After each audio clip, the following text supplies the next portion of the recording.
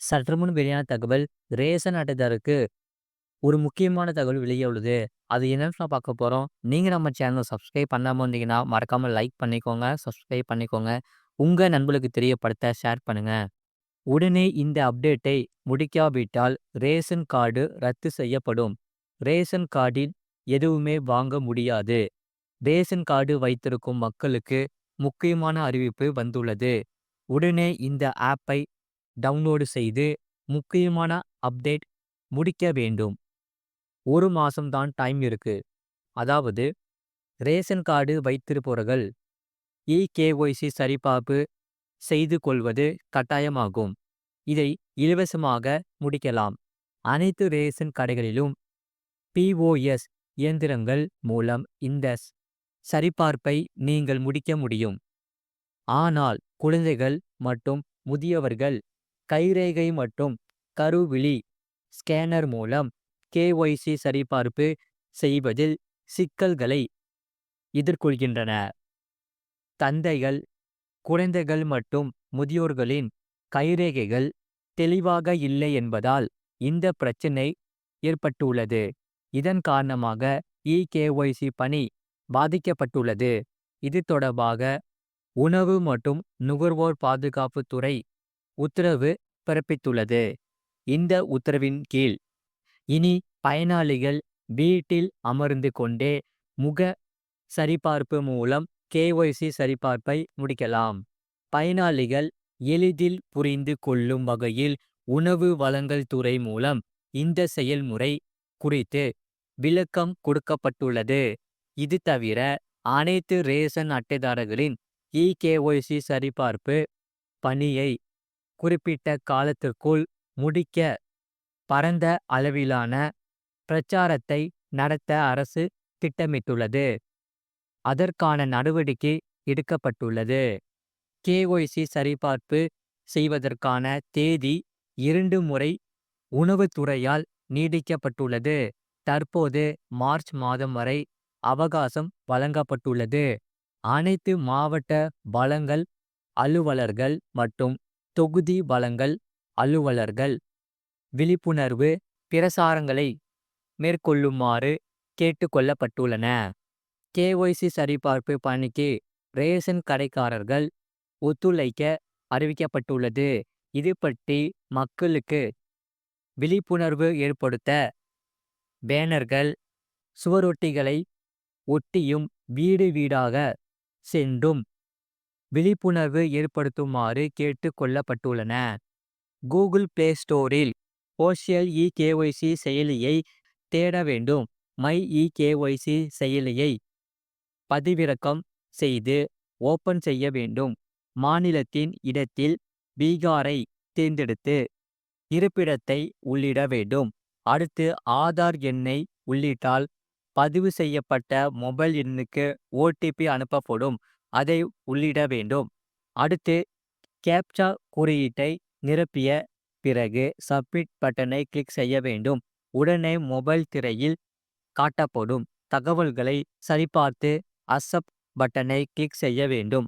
அடுத்து face eKYC என்பதை click செய்ய வேண்டும். உடனே செல்ஃபி கேமரா திறக்கும் போது கண்ணை மூடி திறக்க வேண்டும். படம் பிடிக்கப்பட்டவுடன் கேஒய்சி சரிபார்ப்பு நிறைவடையும்.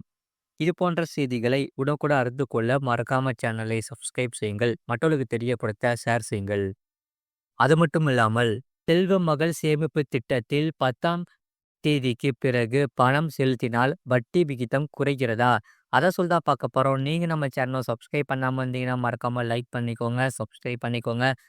உங்க நண்பர்களுக்கு தெரியப்படுத்த ஷேர் பண்ணுங்க. செல்வ மகள் சேமிப்பு திட்டத்தில் மாதந்தோறும் 10ஆம் தேதிக்கு பிறகு பணம் செலுத்தினால் வட்டி விகிதம் குறைகிறதா?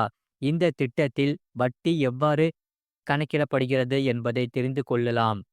இது குறித்து சமூக வலைதளத்தில் வெங்கடராமன் ராமசுப்பிரமணியன் கூறியிருப்பதாவது: செல்வ மகள் சேமிப்பு திட்டத்தில் மாதம் 10ஆம் தேதிக்குள் பணம் செலுத்தினால்தான் வட்டி விகிதம் அந்த திட்ட முறையில் கிடைக்குமா? தவறி செலுத்தினால் கிடைக்காதா? செல்வ மகள் சேமிப்பு திட்டத்தில் எவ்வாறு வட்டி கணக்கிடப்படுகிறது? செல்வ மகள் சேமிப்பு திட்டத்தில் மாதம் மாதம் 10ஆம் தேதிக்குள் செலுத்தினால் அந்த மாதத்திற்கான வட்டி கணக்கிடப்படும்போது அது கணக்கில் கொள்ளப்படும். இல்லையென்றால் கவலை கொள்ள தேவையில்லை. அது அடுத்த மாதம் வட்டி கணக்கிடப்படும்போது கணக்கில் கொள்ளப்படும். செல்வமகள் சேமிப்பு திட்டமானது வருடா வருடம் ஏப்ரல் 1ஆம் தேதி தொடங்கி அடுத்த வருடம் மார்ச் 31 வரையில் செய்த முதலீடானது அந்த நிதியாண்டிற்கு கணக்கில் கொள்ளப்படுகிறது. அந்த நிதியாண்டில் அதிகபட்சமாக நீங்கள் 1,50,000 வரையில் முதலீடு செய்தால் வருடாந்திர வட்டியானது 8.4% என்று வைத்துக் கொள்ளலாம். மாதாந்திர வட்டி 0.7% என்று வரும். இந்த வட்டியானது அந்த மாதத்தில் 1ஆம் தேதி முதல் 10ஆம் தேதிக்குள் இந்த முதலீடானது அந்த மாத வட்டிக்கு கணக்கில் கொள்ளப்படும். இல்லையெனில் அடுத்த மாதம் மட்டுமே கணக்கில் கொள்ளப்படும். 10ஆம் தேதிக்குள் மாதாந்திர முதலீடும் 10ஆம் தேதி தாண்டி மாதாந்திர முதலீடும்.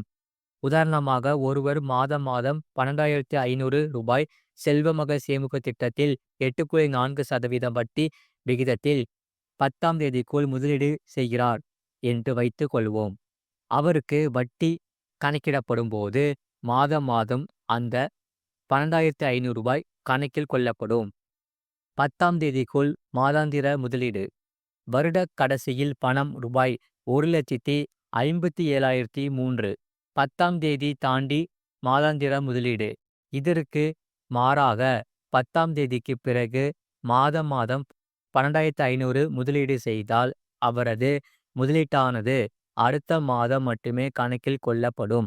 எனவே குறைந்த பணமே வட்டிக்கு கணக்கிடப்படும். வருட கடைசியில் பணம் ரூபாய் 1,55,912. எனவே அதே தொகையை மாதம் மாதம் முதலீடு செய்தால் கூட கிட்டத்தட்ட ரூ. 1000 வட்டியை இழக்கிறார். மேலும் எதிர்காலத்தில் வளரும் தொகையானது குறைந்துவிடும். ஏனென்றால் கூட்டு வட்டியில் வட்டி சேர சேர அசலும் கூடுகிறது. 15 வருடங்களுக்கு பிறகு வளர்ந்த பணத்தில் வித்தியாசம். 10ஆம் தேதிக்கு முன்னர் மாதாந்திர முதலீடு 15 வருடங்களில் வளர்ந்த பணம் ரூபாய் 45,13,482. 10ஆம் தேதிக்கு பின்னர் மாதாந்திர முதலீடு 15 வருடங்களில் வளர்ந்த பணம் ரூபாய் 44,82,107. 10ஆம் வகுப்பு முன்னரே மாதாந்திர முதலீடு காரணமாக கிட்டத்தட்ட ரூ. 31,000 கூடுதலாக கிடைக்கிறது. எனவே 10ஆம் தேதிக்கு முன்பு முதலீடு செய்வது நலம். வருடா வருடம் ஆரம்பத்திலேயே முதலீடு செய்தால் எவ்வளவு வளரும்? இதே உதாரணத்தில் மாதாந்திர முதலீட்டுக்கு மாறாக வருடா வருடம் ஏப்ரல் 10ஆம் தேதிக்கு முன்னர் 1.5 லட்சம் முதலீடு செய்தால் வருடம் முழுவதும் அந்த பணமானது மாதாந்திர வட்டியில் கணக்கிடப்படும்.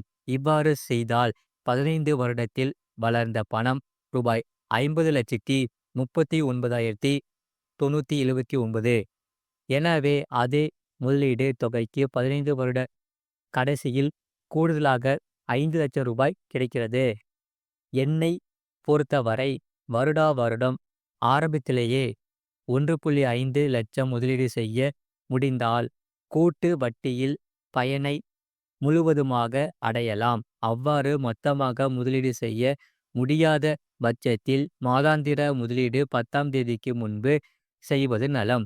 அவ்வாறு முடியாத பட்சத்தில் 10ஆம் தேதிக்கு பிறகு செய்யலாம்.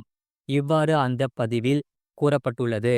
இது போன்ற செய்திகளை உடனுக்குடன் அறிந்து கொள்ள மறக்காம சேனலை சப்ஸ்கிரைப் செய்யுங்கள். மற்றவர்களுக்கு தெரியப்படுத்த ஷேர் செய்யுங்கள்.